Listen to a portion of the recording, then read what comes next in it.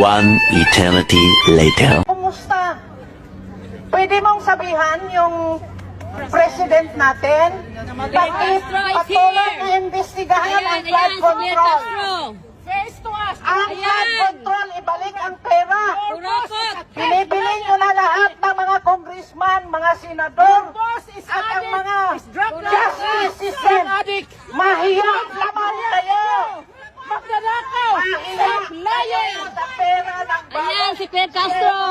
You sick lady! You are Bring back the money to the coffers of Filipino. Your face is ugly than what you are! Because you're a liar! Ma'am, You're a traitor! singganama, You are a thief!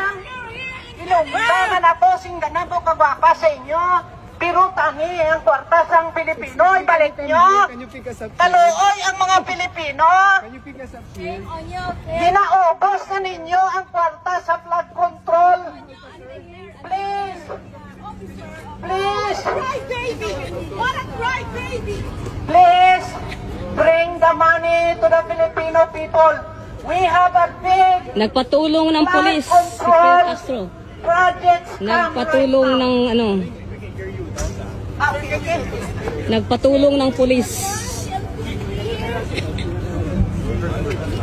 Is freedom of speech. Is freedom of speech our... Yeah, that's the secretary. No, is staying Secretary.